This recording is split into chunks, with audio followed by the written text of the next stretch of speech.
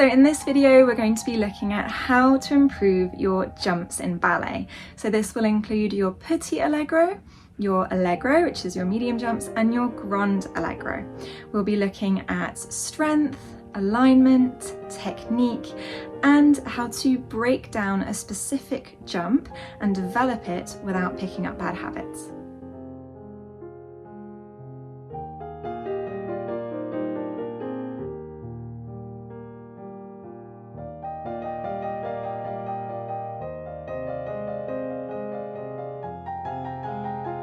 So in this video today, we're going to be looking at how to improve your jumps in ballet.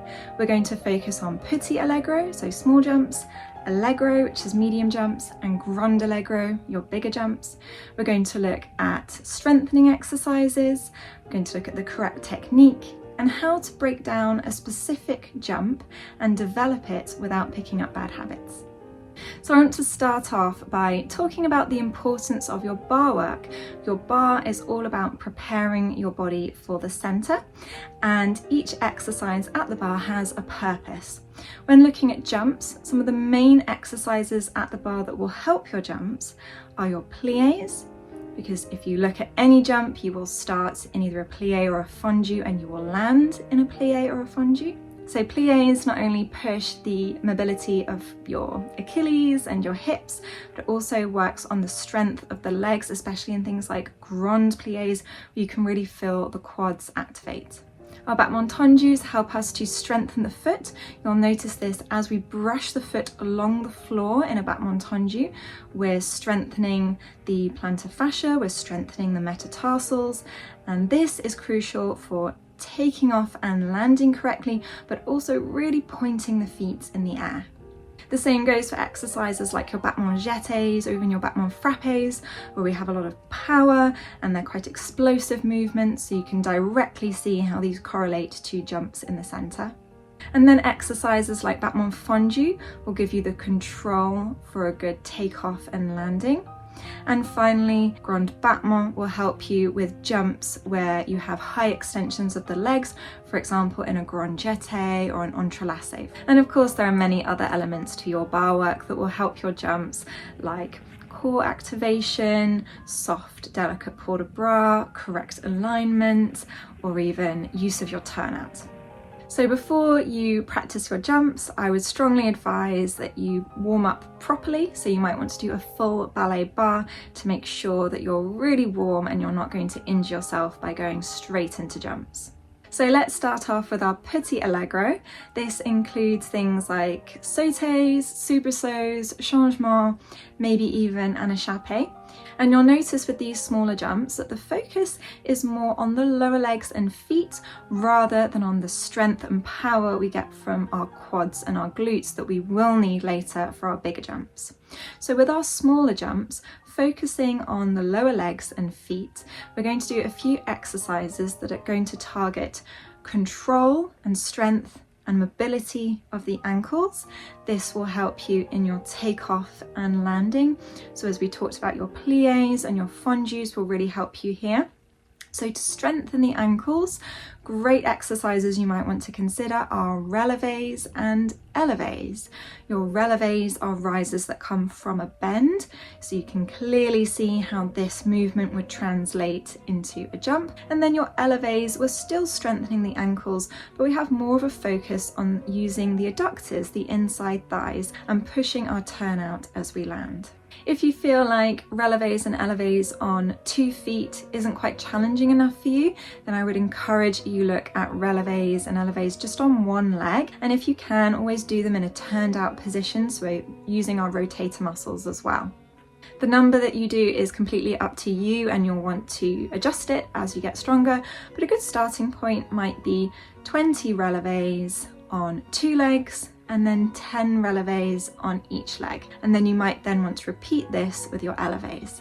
Next, looking at the metatarsals, you'll want to do a series of TheraBand exercises that target the metatarsals. I'll add a link below to a video that I've created previously on TheraBand exercises. However, if you feel like these TheraBand exercises are still a bit too challenging for you, then I recommend you try this instead. Start with your foot flat on the floor. You'll want to be sitting for this. Try and get all 5 toes flat and long. You'll want to try lifting your metatarsals and lowering them back down. So if you look at your toe joints, you're going to try and lift these toe joints off the floor just a little bit and lower them back down. To check that they are lifting, you might want to try sliding a finger underneath. So we lift, see if we can slide a finger just underneath, excellent, and then lower back down. As you get better at this exercise, you want to try and go higher and higher with the metatarsals until you can finally scoop and lift.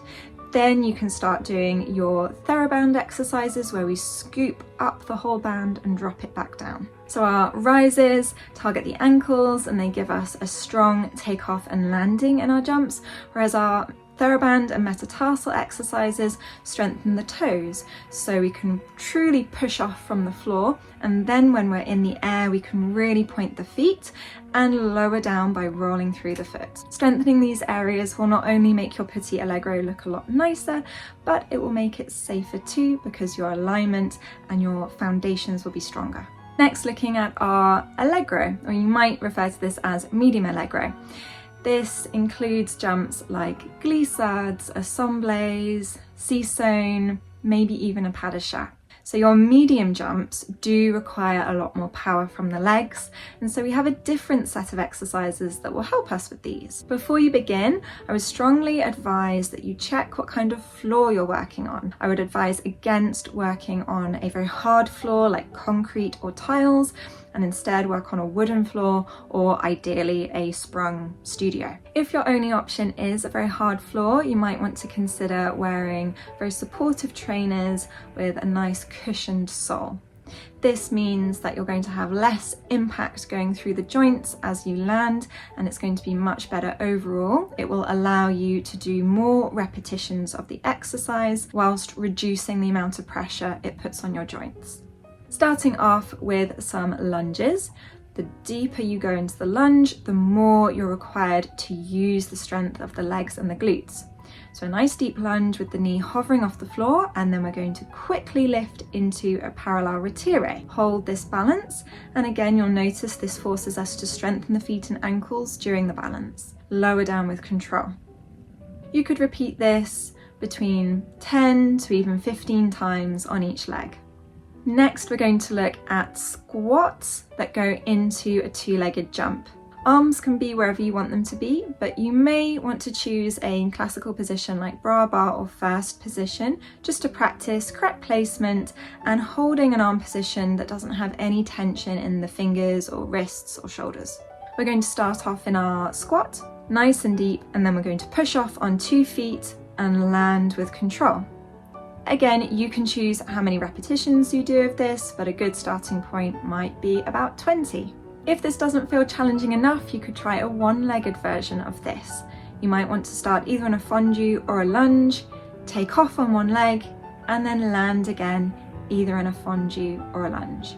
Just make sure that however many you do on the first leg, you do the same number on your other leg, unless you are aware of one leg being particularly weaker than the other, in which case you might want to do just a few extra on that weaker side.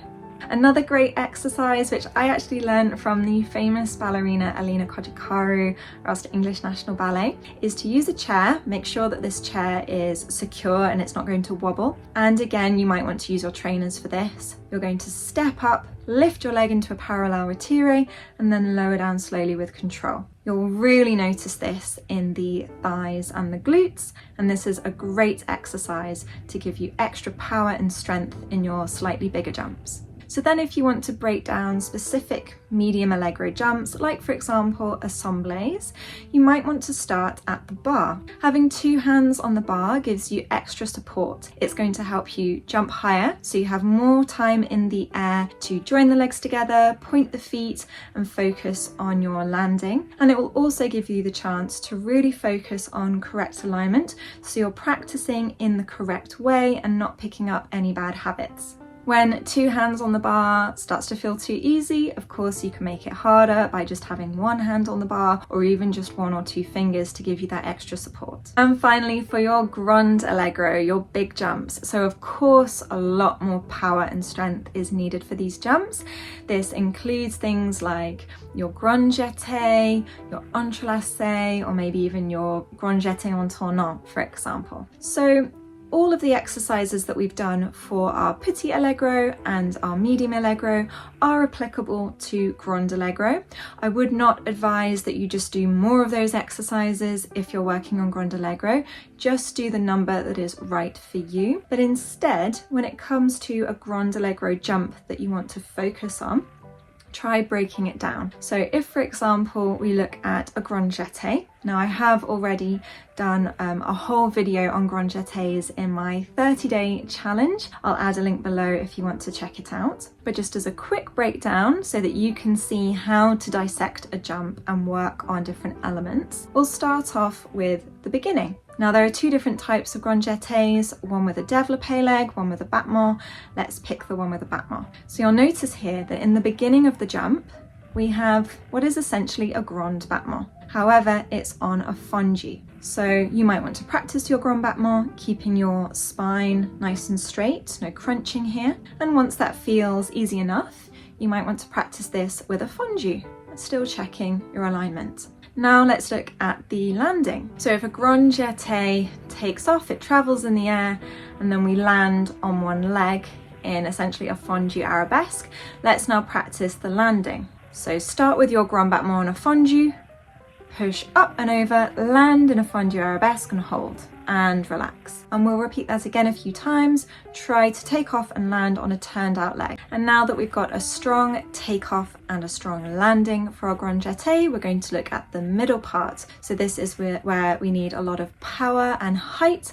Height will allow us to really show off our flexibility, really extend both legs in the air. And of course, we also need to be very flexible for a grand jeté. So there are lots of stretching exercises you can do to increase your front split flexibility. I'll add a link below, and then you'll want to use your exercises that we did previously for power and strength to give you a nice high jump.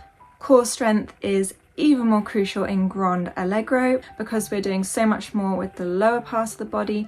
It requires us to be even stronger with our core to maintain correct alignment and delicate arms, for example. I'll add some core strength exercises below. So that concludes this video on how to improve your jumps in ballet. I hope you found it helpful. Do let me know in the comments below which particular jumps you're working on, and I look forward to seeing you in the next video.